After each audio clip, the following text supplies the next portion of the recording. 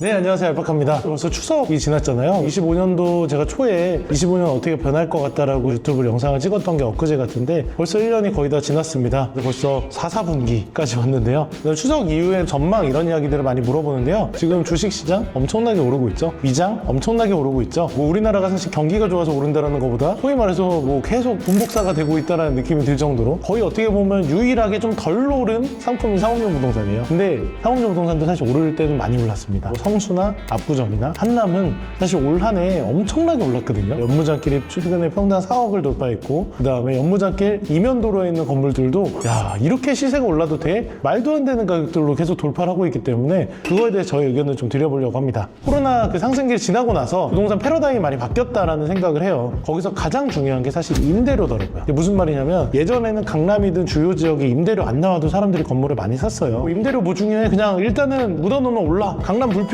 이렇게 생각하고 매입을 했던 분들이 굉장히 많은데 이게 코로나 이후에 완전히 깨졌습니다. 강남에 요즘 전역상권 살아있는 데 있나요? 강남의 전역상권 대표적인 곳이 어디였죠? 테헤란로는 직장인 상권이니까 열애라고 치고 강남역 아니면 로데오였잖아요. 사실 강남역은 약간 홍대 상권이랑 비슷하잖아요. 사실 강남역을 고급 상권이라고 말하기도 그렇고 애매한데 약간 그냥 홍대 상권 같은 곳이다 보니까 그냥 유지가 되고 또 외국인들도 많이 오다 보니까 유지가 되는 상권인데, 로데오 같은 경우는 사실 강남에서 진짜 좀 돈을 쓰는, 소비하는 이런 사람들이 많이 모였던 상권이에요. 불과 한 2년 전만 해도 바글바글했고 줄 서서 갔고 테이블 잡는다고 전쟁이었어요. 근데 최근에 분위기가 어떠냐면 강남 라운지들이 조용해졌어요. 실제로 우리나라 라운지 계열들 자체가 홍대, 이태원, 로데오라고 저는 생각을 해요. 홍대는 가성비로 노는 학생들, 외국인 약간 이런 느낌이고, 이태원은 그래도 조금 홍대보다는 돈을 조금 더 쓰는 사람, 약간 중류, 그 다음에 로데오는 상류예요. 약간 느낌이. 이렇게 생각을 했을 때 로데오 같은 경우 라운지에서 테이블을 몇백만 원씩 잡아주고 거기서 약간 소위 말해서 현금 박치기로 밀어내기를 많이 하거든요. 클럽 같은 경우도 가보신 분들 알겠지만 테이블 내가 잡아놓으면 더 이상 술을 시키지 않으면 밀려나요. 쫓겨난다라고 하죠. 밀려나기를 하면서 클럽이나 이쪽 전역상권들이 운영이 되는데 요즘에는 그렇게까지 돈 써서 놀고 싶지 않아요. 사람들이 그냥 돈 별로 쓰지 않아도 충분히 놀 수 있거나 가격이 저렴한 이태원이나 홍대 쪽으로 넘어간 거죠. 요즘에 로데오는 패션 회사들이 들어가서 임대료 잘 주고 약간 연무장길 같은 느낌? 근데 약간 연무장보다는 조금 더 고급스럽고 조금 더 폭이 좀 작은, 그래서 로데오의 상권이 정말 트렌드가 바뀌었습니다. 먹자 상권에서 판매 상권으로. 로데오에 내가 예를 들어서 투자를 한다고 생각했을 때 먹자 상권으로 여길 채울 거라고 하면 안 들어올 것 같아요. 패션 상권, 전시 상권 이런 게 들어갈 만한 건물을 투자하는 건 괜찮은데 그런 게 아니라 먹자 상권으로 채운다는 거는 어불성설이라는 생각이 듭니다. 그래서 예전에는 압구정 로데오역 근처에 있는 먹자 상권 그쪽이 약간 핫했다라고 하면 지금은 오히려 도산공원 쪽, 젠틀몬스터 쪽에 있는 쇼핑 상권이 핫합니다. 그렇다고 해서 그쪽 상권이 죽은 건 아닌데요. 그렇다고 해서 예전처럼 이렇게 활발하지가 않아요. 그래서 이게 뭐를 얘기하냐면 강남 상권이 이제는 녹록지 않다는 거예요. 그래도 로데오는 판매 상권이라는 게 받쳐지니까 어느 정도 유지가 될 텐데 그 외에 다른 지역 같은 경우는 전용 먹자 상권도 안 되고 판매 상권도 안 되면 오피스 상권 애매하죠.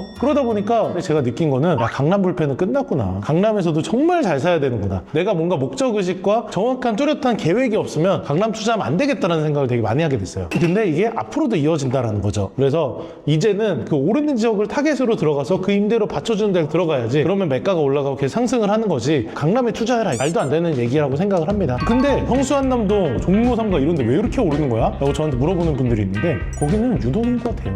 그러다 보니까 임대료가 올라가요. 성수동의 연무장길 메인길에 있는 팝업 매장 평당 100만 원씩 해요. 일반 매장들도. 예를 들어가지고 내가 연면적 100평짜리 건물을 딱 50평짜리 건물로 갖고 있다. 50평이면 평당 5억이라면 250억이잖아요. 근데 여기서 월세가 1억이 나와. 그러면 내가 250억짜리 건물 사서 월세 1억 나오면 괜찮은 거 아닌가요? 지금 이게 무슨 말이냐면 합리적인 임대료가 얘네들은 받쳐줍니다. 그래서 정말 신기하게 저도 이렇게 임대료가 많이 올라갔고 이렇게 빨리 올라갈지 몰랐는데 됩니다, 요즘에. 물론 이게 영원히 간다라고 보장할 수는 없겠죠. 근데 당분간 2, 3년, 3, 4년은 충분히 갈 수 있는 이 현상들이 지금 일어나고 있는 거죠. 그러다 보니까 이 지역들 임대료가 올라가는 거예요. 이 지역들 매입하는 분들의 마인드 자체가 이거 어차피 내가 이 가격에 사서 임차인 새로 맞추면 임대료만 1억 받을 수 있어. 그러니까 살 거야. 이런 마인드로 투자를 하시더라고요. 그래서 임대료가 안 받쳐주면 매가가 안 오른다라는 거예요. 예전에는 임대료 안 나와도 유동인구 좀 없어도 강남이고 좋은 데니까 되겠지 라고 생각을 하셨을 텐데 지금 현재 상황은 그렇지 않다라는 거죠. 그래서 그런 것들을 좀 감안해서 투자를 하셔야 된다는 생각이 들고, 또 유동인구 같은 경우도 마찬가지인 게 예를 들어가지고 홍대나 종로 3가 같은 경우는 전역상권으로 굉장히 핫한 곳들이잖아요. 이런 지역들을 가보면 진짜 유동인구가 다릅니다. 근데 이런 지역들 투자하는 투자한다라고 우리가 생각을 했을 때 한번 올랐다가 떨어졌던 지역인데 약간 루즈한데 그런 생각을 하는 분들이 있는데 안 가봐서 그래요. 사실 저 같은 경우도 지인들 만나거나 친구들 만나면 이 강남을 잘 안 벗어나거든요. 발렛도 되지, 음식점도 좀 가기 편하지, 보통 어울리는 친구들하고 비슷한 지역에서 어울리는 게 약간 사람의 일반적인 생각들이다 보니까 사실 다른 지역들을 잘 안 가요. 그래서 실제로 지금 성수동 핫하다는데 성수동 디테일하게 돌아보신 분 없을 거고요. 한남동 핫하다는데 한남동 디테일하게 돌아본 분 없을 거고, 종로 3가도 마찬가지죠. 막상 가면 사람 많고 시끄럽고 냄새나고 이런데 뭐하러 가? 이런 데서 뭐하러 밥 먹어? 주차도 힘들고 이러니까 우리가 안 가게 된단 말이에요. 그러니까 여기를 간과하고 있는 거죠. 그래서 여러분들이 간과하고 있는 지역들을 잘 봐야 돼요. 그래서 억지로라도 가야 됩니다. 그리고 관광객들이 많이 와줘야 돼요. 예를 들어가지고 로컬들은 맨날 가는 식당이나 적당한 데만 가지 채워주는 건 관광객이다. 우리나라도 사실 더 이상 상권이 발전할 모멘텀이 뭐가 있습니까? 관광객이지. 그럼 이 관광객들이 이용하는 주상권, 메인 상권들을 타겟으로 사실 우리는 많이 봐야 된다는 건데 왜 여기서 벗어난 투자들을 우리가 하느냐라는 생각을 하게 되는 거죠. 그래서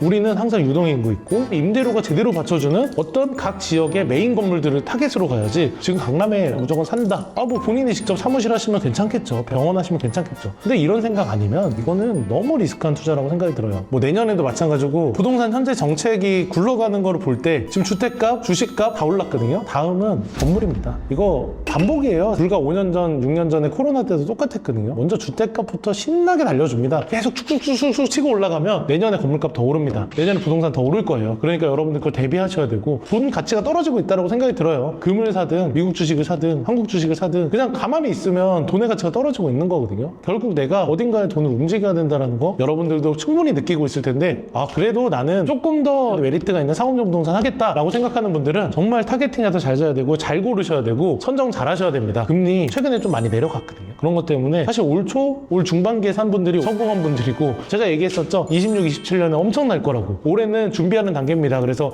올해라도 막차를 놓치지 않겠다라는 생각으로 공부를 해보시고 고민을 해보시면 저는 좋을 것 같다는 생각을 해서 나하고 상업용 부동산 적성이 안 맞으면 안 사면 돼요. 근데 다만 이 기회를 내가 찰 필요는 없는 거죠. 결국 사실 냉정하게 말해서 지금 현금 갖고 있으면 마이너스예요. 저도 그렇게 생각을 하기 때문에 뭐라도 움직이려고 제가 겉으로는 이렇게 유튜브에서 좀 고상한 척을 많이 하는데 실제로 제 발은 엄청나게 빠르게 움직이고 있거든요. 요즘 제 인스타 보시는 분들 알겠지만 밤낮 가리지 않고 치열하게 요즘에 살고 있습니다. 그래서 여러분들도 언제든지 궁금한 거 있으면 얘기해 주시면 제가 그거에 대해 성심성의껏 답변을 드리겠습니다. 제가 요즘에 상업용 부동산뿐만 아니라 이런 투자 자산에 대해서 고민하고 생생하게 요즘에 움직이고 있거든요. 그래서 그런 것들에 대해서 같이 얘기해 보시면 좋을 것 같고 저도 자신 있게 여러분들께 이런저런 이야기들을 같이 할 수 있으니까 정말 궁금한 거 있으면 편하게 뭐 상담료 없습니다. 인스타에 남기시거나 아니면 뭐 회사에 전화를 하셔가지고 편하게 말씀 주시면 좋을 것 같습니다.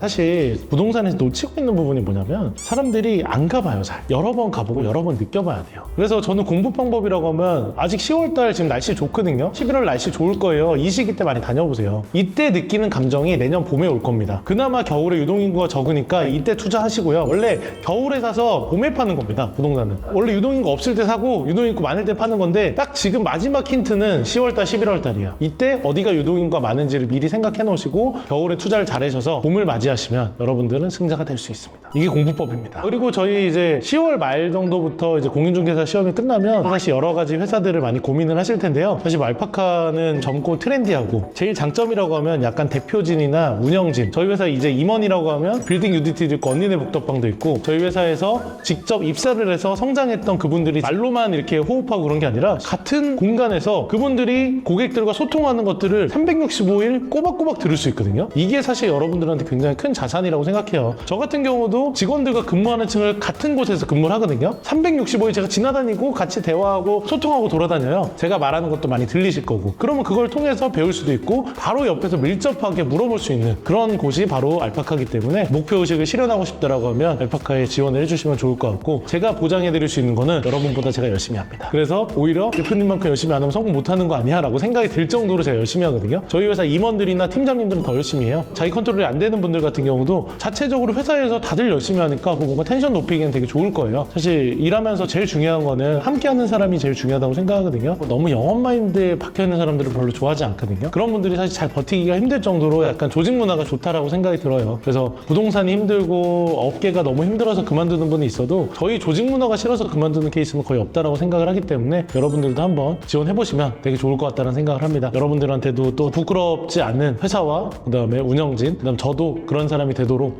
계속 노력하겠습니다.